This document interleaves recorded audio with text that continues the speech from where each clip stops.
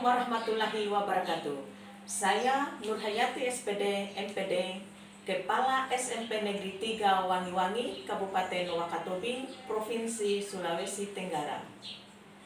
Saya menjadi kepala sekolah sejak tanggal 9 Januari 2018. Kali ini saya akan memaparkan praktik baik yang saya lakukan sebagai Kepala SMP Negeri 3 Wangi-Wangi di era pandemi COVID-19. Praktik baik kali ini saya beri judul Memupuk Kreativitas dari Lereng Gunung untuk meningkatkan semangat belajar mengajar di era pandemi COVID-19. Letak dan profil sekolah. SMP Negeri 3 Wangi-Wangi terletak di area pegunungan, tepatnya di puncak Tolyamba, Desa Waginopo, Kecamatan Wangi-Wangi, Kabupaten Wakatobi, Provinsi Sulawesi Tenggara. Letak sekolah yang berada di puncak pegunungan menyebabkan jaringan internet sangat sulit diakses, bahkan tidak ada sama sekali.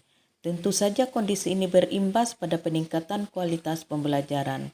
Karena ketika warga sekolah memerlukan sumber belajar yang harus diakses dari internet, maka harus turun ke kota untuk memburu jaringan.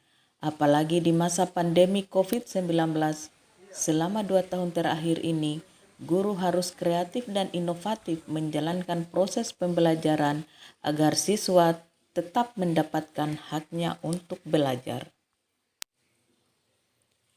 Letak sekolah dengan kondisi yang terbatas tidak menyurutkan langkah para guru dan siswa untuk berprestasi.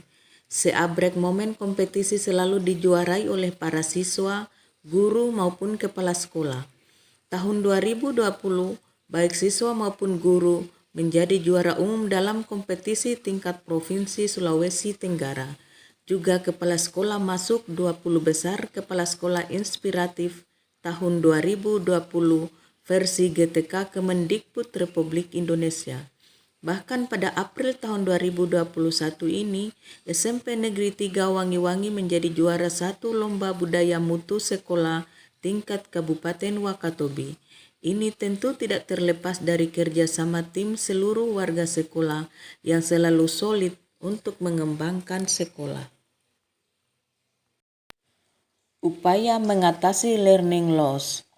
Pembelajaran sistem luring.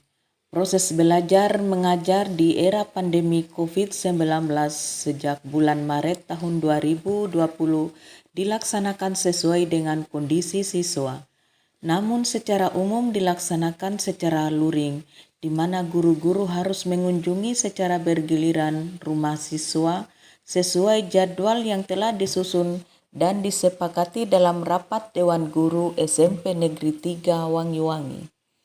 Kondisi tersebut dilaksanakan karena akses internet yang tidak maksimal untuk melakukan pembelajaran daring.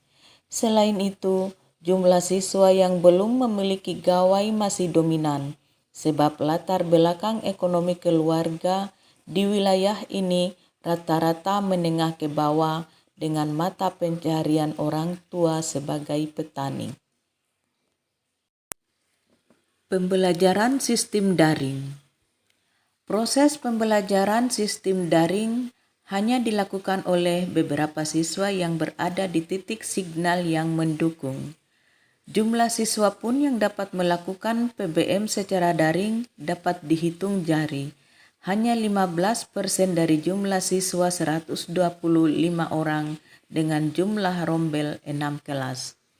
Walaupun demikian, pihak sekolah tetap membuatkan program dan proses belajar mengajar untuk berinteraksi dengan siswa sesuai dengan jadwal yang disepakati. Pembelajaran sistem daring. Proses pembelajaran sistem daring hanya dilakukan oleh beberapa siswa yang berada di titik signal yang mendukung.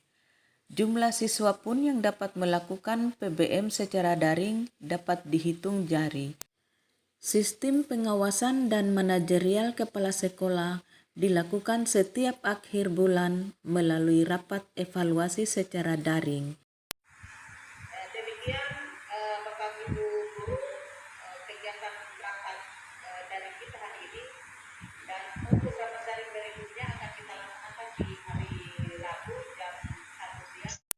Mengelola pembelajaran tatap muka terbatas. Persiapan. Pada awal pembelajaran, persiapan PTMT sebagai kepala sekolah tentu harus mendapatkan dukungan dari komite dan seluruh orang tua wali siswa.